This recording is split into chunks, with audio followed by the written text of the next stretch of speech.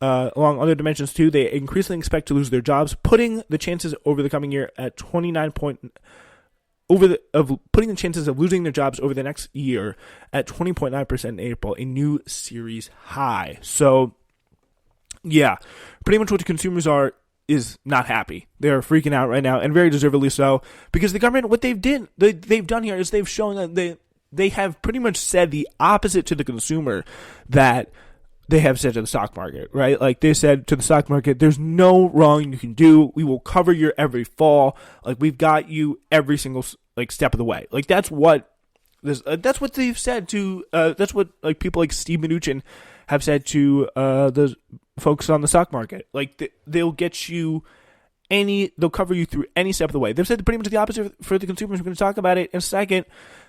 Now, all of a sudden, when the deficit gets really high and they've pretty much given all the bailouts that they need to the rich people, all of a sudden, what do you know? There's no more money left. Like, it's just that unbelievable. There's no more money left for the people. And it's just like, this has to, if you're any kind of left-leaning person in any way, shape, or form, like, this has to really infuriate you because it's showing, it's really what it is. It's a sellout of the average person for the few.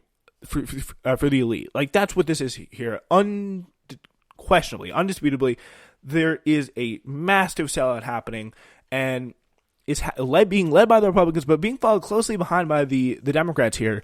Like, there's no one coming to save a vast majority of the American people from economic ruin. We're saying that time and time again. There is no way that it's really hard to imagine that any kind of help would be coming.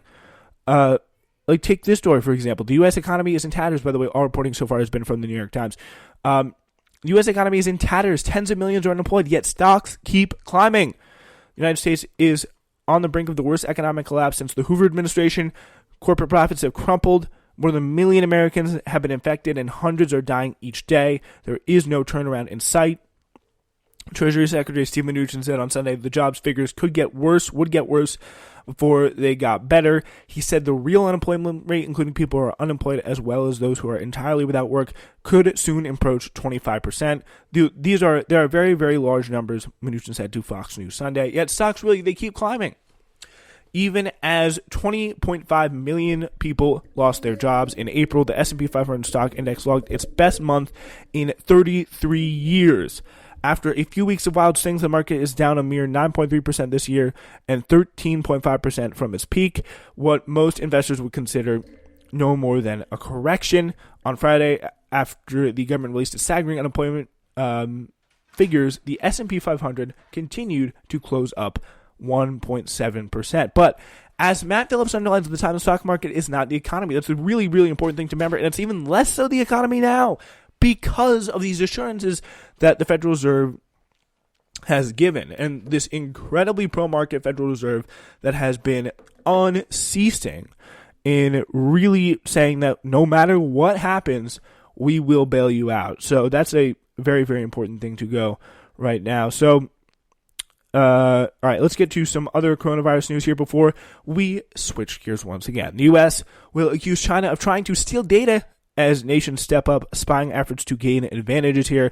The FBI and the Department of Homeland Security are preparing to issue a warning that China's most skilled hackers and spies are working to steal American research in the crash effort to develop vaccines and treatments for the virus. The efforts are part of a surge in cyber theft and attacks by the nations seeking advantage in the pandemic. Yeah, that's what they were trying to do here, and I mean, really, I don't think you can trust anything that comes out here until we get further news, because I think what you really cannot trust here, more than anything, is the U.S. intelligence community to tell the truth. So you always gotta take a look at things through another lens when you hear the FBI and Homeland Security talking. That is for sure. That's my smart news consumer tip of the day for you. Also, in New York City, 38 children become ill from a new virus-linked syndrome. It's said it appears to be an immune response to COVID-19. That is more than double the 15 cases the city health department warned of in an alert to city health providers on Monday. The illness, known as pediatric multisystem inflammatory syndrome, PMIS for short, introduces a troubling aspect to the pandemic, which has largely spared children from this disease. 3 children have died of this inflammatory condition, including 1 in New York City, and the state officials were investigating 85 potential cases. So the most important thing parents should do is err on the side of caution. All right, Biden has attacked Trump's leadership, finally saying something in the response to the pandemic. Empty planes, slashed schedules, and no reprieve from in sight. So that is what's going on with the airline industry. They're really struggling here, trying to make ends meet. Residents of an assisted living facility continue to struggle as more policies are in place to protect them. Employees are adopting measures against the virus, and they really more and more are on their own. That's what's going on in the coronavirus world. Coming up, we'll talk about the GOP senator who voted for the Trump tax cuts, now saying there's no more money left to help you. Ladies and gentlemen, I cannot thank you enough for listening to programming from the Spencer Walsh Radio Network. It really means a lot. So if you like what you're hearing, please consider supporting us by checking out our merch store available on Spreaker.com/TSWS. The link for it is there.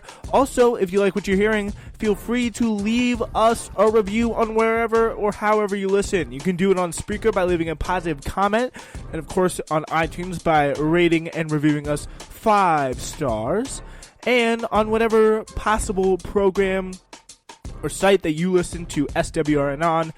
Leave a nice review, leave a good comment, let us know your feedback, and also if it's negative too, I always welcome constructive feedback. Thank you so much for listening, and now let's get back to your show.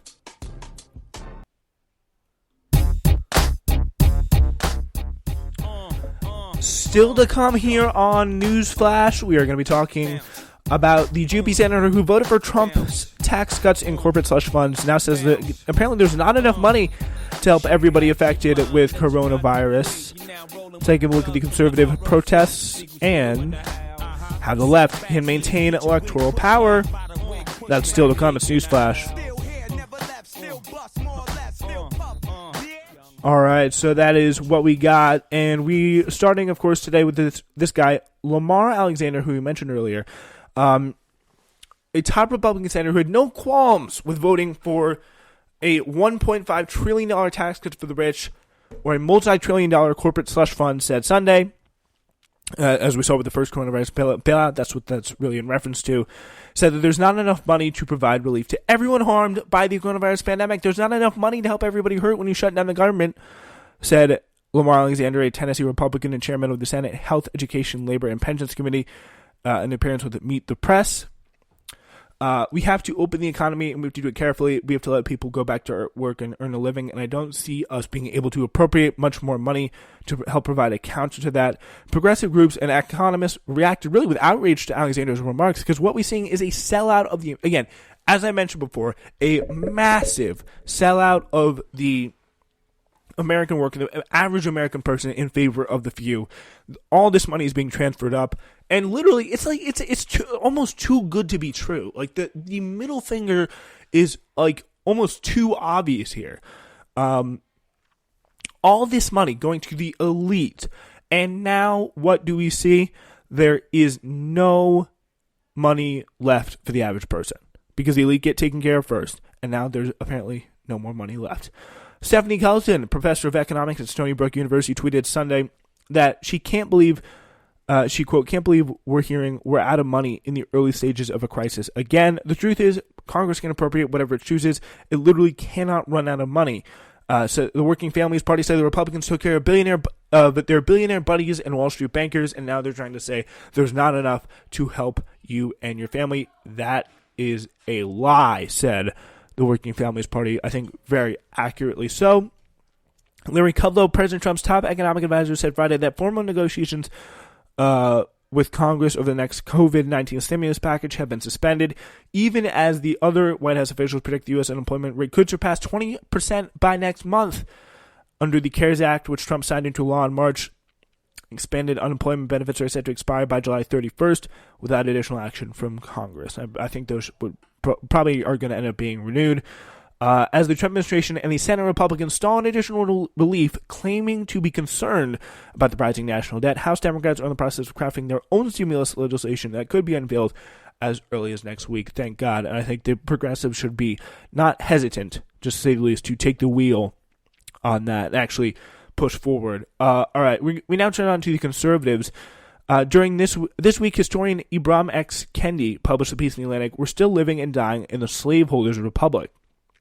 The piece explores what it means for President Trump and his followers to, quote, demand freedom during the coronavirus pandemic. Right now, we're witnessing a battle between two concepts of freedom: the freedom to work and go out in the world versus the freedom to not get infected and die. And I think that's, I think the first freedom really should be put in quotes. And it's really incredible because only in America is freedom working until you die. Like, that's an incredibly American ideal, right? So, here's an interesting piece from that article. Quote, slaveholders disavowed a state that secured any form of communal freedom, the freedom of community from slavery, from disenfranchisement, from exploitation, from poverty, from all the meeting and silencing and killing, the freedom from harm, which is to say, in coronavirus terms, the freedom from infection.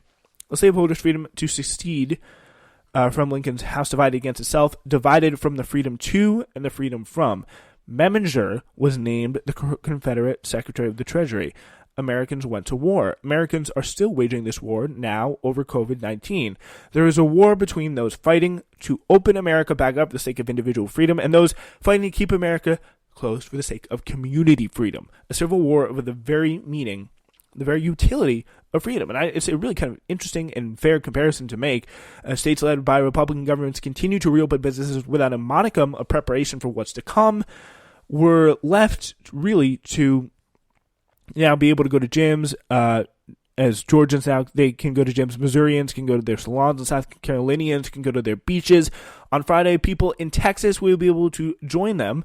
They're going to be free to move about as they once enjoyed. But what about the people who wish to be free from harm caused by these behaviors, whose survival may depend on not contracting the coronavirus? For some, the freedom to go to the zoo is greater than another's freedom for death. As Bethany Mandel, the conservative, says, you can call me a grandma killer. I'm not sacrificing my home, food on the table, all of our docs and dentists, every form of pleasure, museums, zoos, restaurants, all my kids' teachers, in order to make sure that other people are comfortable. If you want to stay locked down, I'm not. Pretty much saying, yeah, you can call me a grandma killer. Putting it all out there. Like, these things, like, they're coming at the point where they're just so desperate, they're willing to come out there and say it in all its glory. And it really is incredible to watch. As Kendi writes, damn community control if it's not supporting the freedom of the individuals to harm the health and wellness of the community. Damn stay-at-home orders restraining the individual for the health of the community. The individual is king. This is the narrative that Republicans and the lockdown lifters have spun for weeks, that their right to do as they please trumps the right of others to stay healthy. No sort of like idea of self-sacrifice, like, oh, I can't go to the zoo, I can't go to the drive-thru, I can't go to the salon like I like. That just does not exist with these people. For those protesters and the government leaders, a majority of them white and the latter completely upper class, this is not a civil rights movement, but it is for them. In their mind, the right to exist in a restaurant free from harm, that others to do you because of the colors of your skin, and the right to exist in a restaurant during a pandemic because you're unconcerned with getting yourself or others sick, is one and the same for them. And they've already really found their Rosa Parks. Who they're calling their Rosa Parks. You should really see the picture there. It's pretty incredible. Shelley Luther is this person. She is a hair salon owner in Dallas who is serving a 7-day jail sentence for opening her business in defiance with stay-at-home orders. In April, she was cited and received a cease and desist letter for doing so. She tore up the letter in front of TV cameras, saying she kept her shop open because she and her hairstylist needed to feed their families. Luther has gone viral across the conservative corners of the internet. They see Luther as their hero, fighting a government that continues to oppress people who want to cut hair in order to feed their families. at her hearing on Tuesday, Luther, of course, soaking up all the attention possibly that she could from these media cameras, valiantly declined to apologize and keep her shop open. And, like, this is what's going on. Like,